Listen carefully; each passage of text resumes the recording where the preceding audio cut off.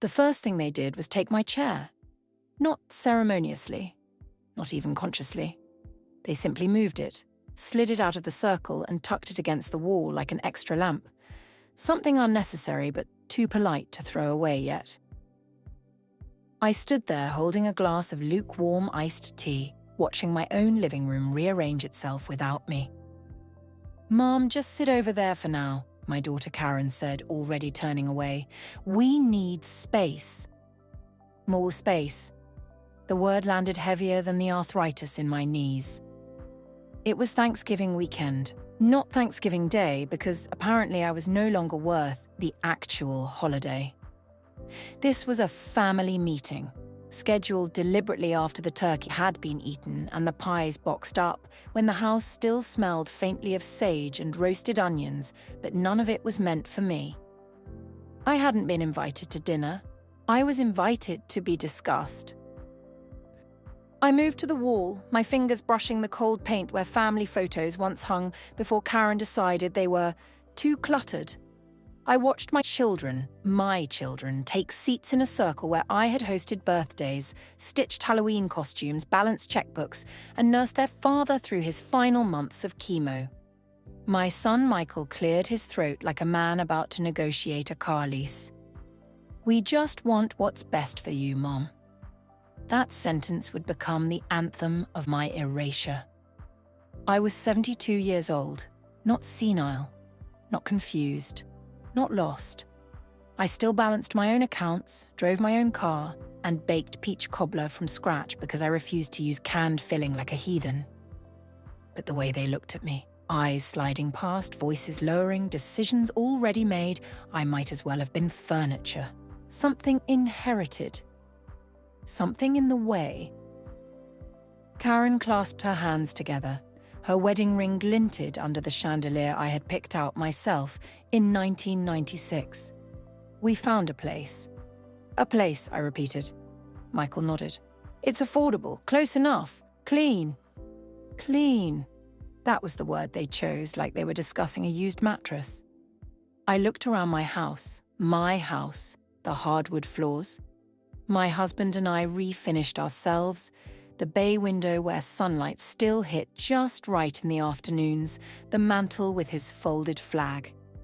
"I'm not going anywhere," I said calmly. Karen sighed, actually sighed, as if I were a toddler refusing broccoli. "Mum, be realistic." That was the moment, the exact second when humiliation curdled into something colder. Because realism, I had learned, was a word people used when they wanted to shut you down without admitting they were afraid of what you might say next. The years I became invisible. I hadn't always been invisible.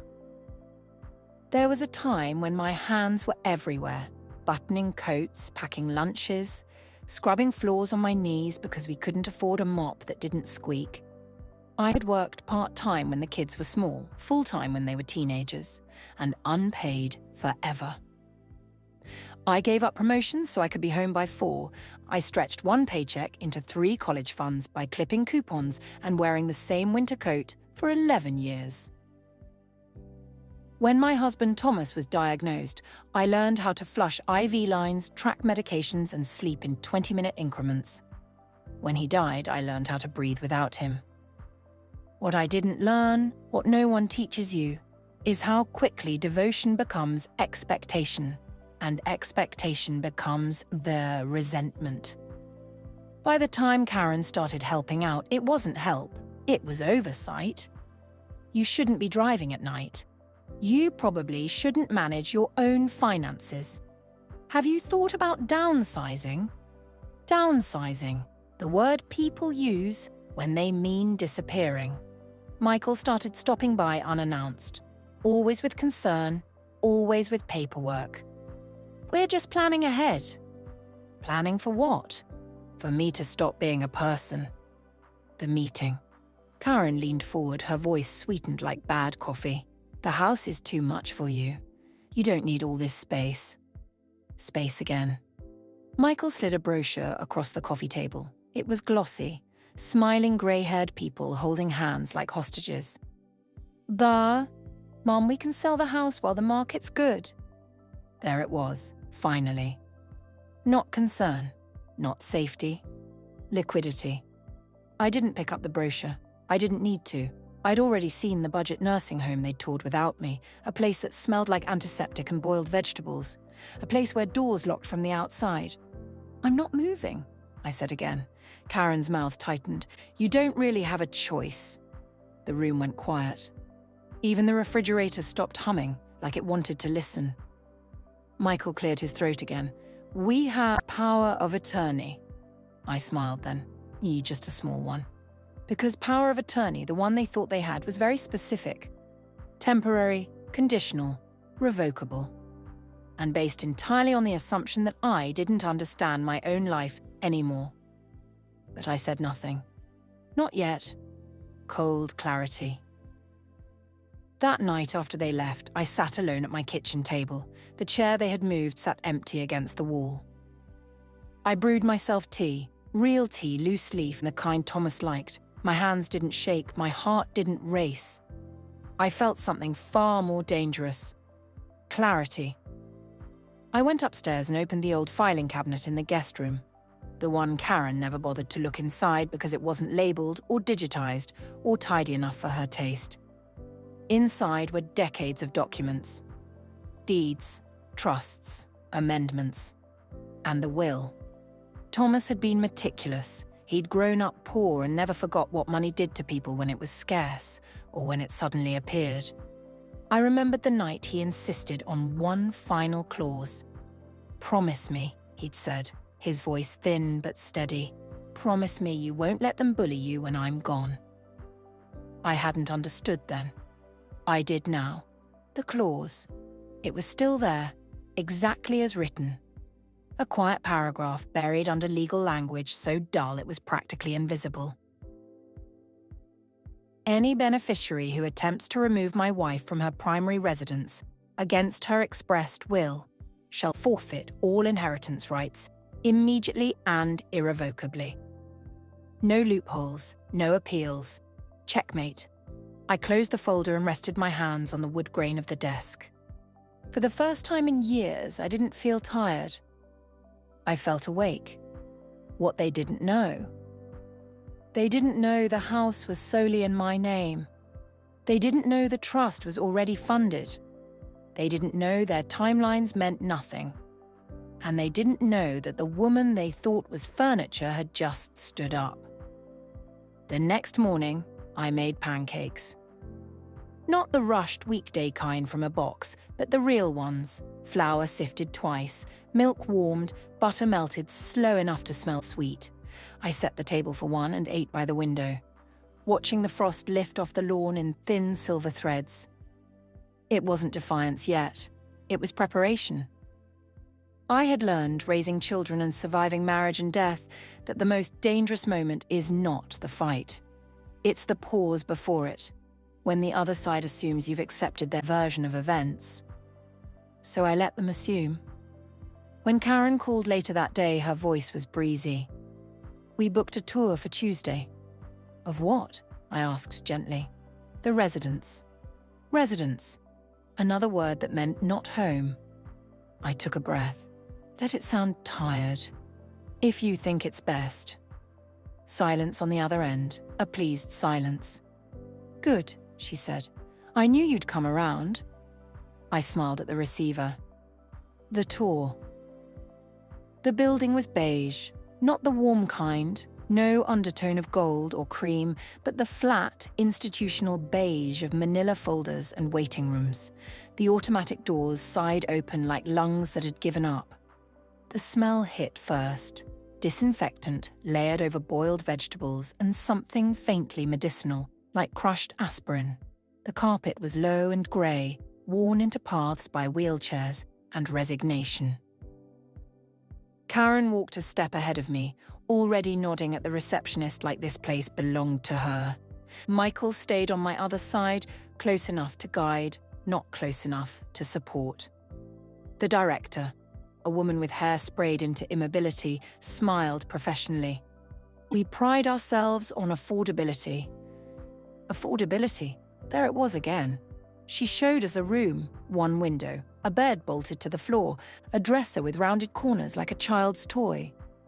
"This would be yours," Karen said, clapping her hands softly. "Isn't it nice?" Nice.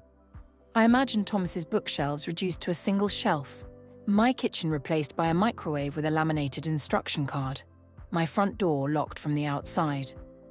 "Where do residents keep their cars?" I asked. The director blinked. "Oh, we discourage driving." Of course they did. Michael shifted. "Mom doesn't really need a car." I looked at him. Really looked. This was the boy who once cried for an hour because his bike tire went flat 3 blocks from home. This was the man now deciding I no longer deserved movement. "I'll think about it," I said. Karen exhaled sharply. "Mom?" I said I'll think about it. The director smiled again, tighter this time. "We have a waiting list." "Then you should give the room to someone else," I said pleasantly. Karen's jaw set. Michael's eyes flicked away. And for the first time, I saw it clearly. They weren't worried about me moving in. They were worried about me not moving out. The pressure didn't come all at once. It never does. It came in emails, texts, voicemails left just after dinner. "We need to talk about timelines. The market is hot right now. You can't manage stairs forever." Karen sent me a spreadsheet. Expenses, projections, care scenarios. My life reduced to cells and totals, highlighted in yellow. I forwarded nothing, replied to nothing. Instead, I called an attorney. Her name was Lila Fernandez. She had kind eyes and a handshake that didn't try to dominate. When I told her what my children were attempting, she didn't gasp or cluck or apologize. She nodded. "This is common," she said. "What's uncommon is that you're prepared." I slid Thomas's will across the desk. She read the clause twice. Then she smiled. "Well," she said, "this is going to be interesting." Letting the net tighten. At Lila's advice, I did something that went against every maternal instinct I had. I did nothing. I let Karen believe she was winning. I let Michael believe the paperwork would eventually grind me down. I answered calls with vague affirmations. "I'm considering my options. I appreciate your concern. We'll see." Each word was a thread. I watched them pull. They started talking about renovations to my house. "Staging," Karen said, breezing through the living room with a clipboard one afternoon. "Buyers want neutral." Neutral, as if my life were too loud. She gestured to the mantel. "We'll remove these." These were Thomas's photos, his flag. I stepped closer. "Touch them and I'll call the police."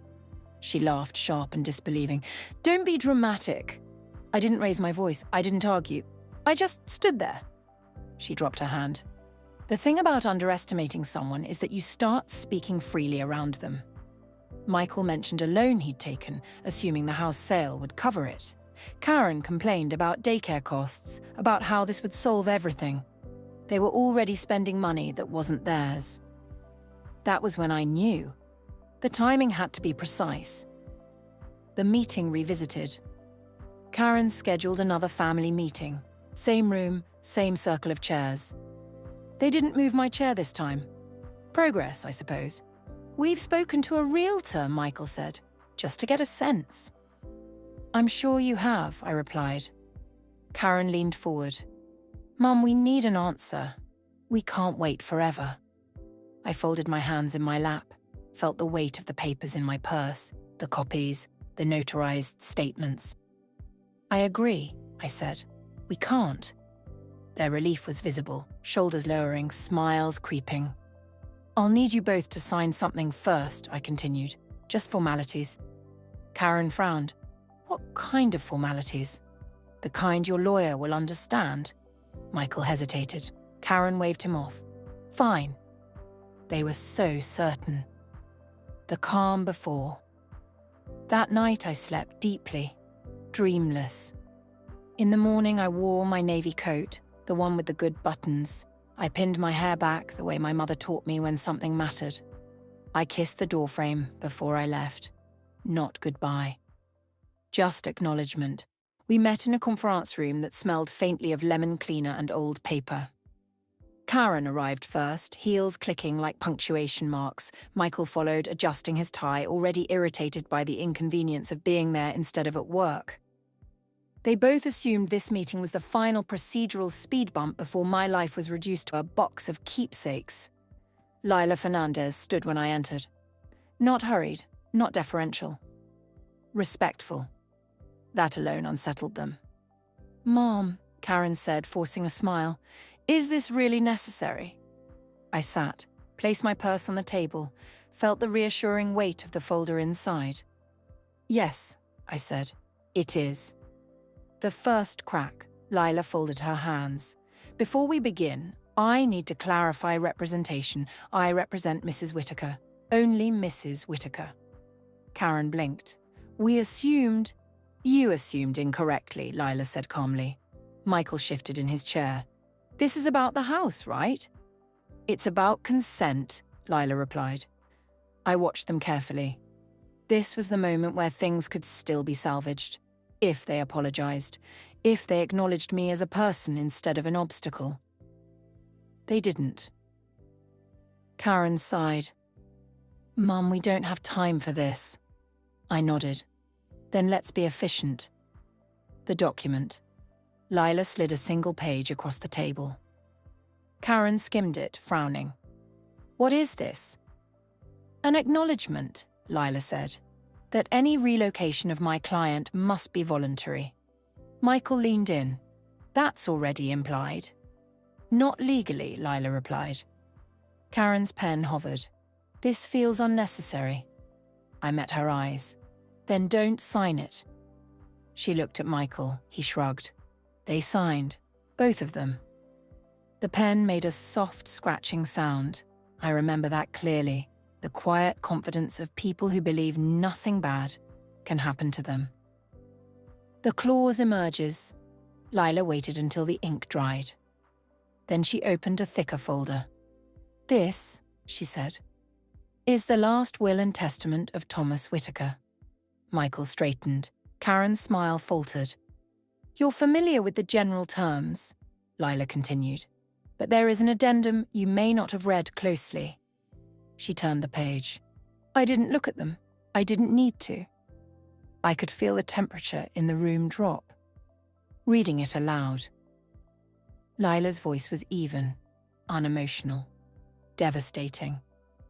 "Any beneficiary who attempts to remove my wife from her primary residence against her expressed will shall forfeit all inheritance rights immediately and irrevocably." Silence. "The kind that presses against your ears." Karen laughed once, a sharp disbelieving sound. "That's not—" "It is," Lila said. "And you've just triggered it." Michael's face drained of the color. "That's not fair." "Fair." I finally spoke. "You tried to put me in a place where doors lock from the outside." Karen's voice rose. "We were helping you." "You were helping yourselves." The realization. Michael stood. "We didn't move you." "You attempted to," Lila said. "Documented. Repeatedly. And now acknowledged." Karen turned to me, panic bleeding through the anger. "Mom, you wouldn't do this." I folded my hands. "I didn't," I said. "You did." The aftershock. They argued. They demanded. They threatened to contest. Lila listened, patient, prepared. "The trust is funded," she said. "The house is solely owned. The clause is enforceable." Karen sank back into her chair. Michael stared at the table like it had betrayed him. I felt no triumph, no joy, only stillness. The final line. Karen whispered, "So what happens now?" I stood, smoothed my coat. "Now," I said, "I go home." The fallout didn't explode. It seeped. That surprised me at first. I had expected shouting, slammed doors, dramatic ultimatums. Instead, what followed was a slow, humiliating unraveling, the kind that happens when certainty drains out of a room and leaves behind only reality. Karen didn't call for 3 days. That alone told me everything. When the house stops being theirs. On the 4th day, Michael showed up at my door without warning. Not with paperwork, not with speeches, with slumped shoulders and eyes that wouldn't meet mine. "I just want to talk," he said. I stepped aside. He stood in the entryway like a guest who knew he wasn't welcome, but hoped politeness might earn him a chair. "I didn't realize the loan would come due so fast," he said. I waited. "They're not flexible," he added. "The bank." "Of course they weren't." "You assumed," I said quietly, "that my house was already yours." He swallowed. "We were counting on—" "I know." The calls I didn't answer, Karen tried a different approach. First came the tearful voicemail, then the angry one, then the carefully neutral email asking if we could reset and communicate like adults. I read them all. I answered none. For the first time in my life, I let silence do the work I had spent decades exhausting myself to perform. The nursing home calls back. A week later, the director from the facility called. "We have an opening," she said brightly. "No," I replied. "Oh," she paused. "Your daughter was very insistent." "I'm sure she was." I hung up and laughed. A real laugh, one that startled me. Reclaiming space, I took the photos off the shelf and rehung them. Thomas's smile returned to the mantel. The flag sat centered again, exactly where it belonged. I hired a handyman, not to stage the house, but to fix the loose stair rail Karen had complained about, to repair, not erase. Each hammer strike felt like punctuation. Social gravity, word spread. Not dramatically, quietly, through phone calls and coffee dates and raised eyebrows. Karen stopped being invited to certain gatherings. Michael stopped being asked for financial advice. People notice when entitlement overreaches. They always have. The confrontation that didn't happen. Karen finally showed up. She stood on the porch, arms crossed, rehearsed indignation cracking around the edges. "I can't believe you do this to us," she said. I didn't raise my voice. "I can't believe you do this to me." She opened her mouth. I closed the door. The weight lifts.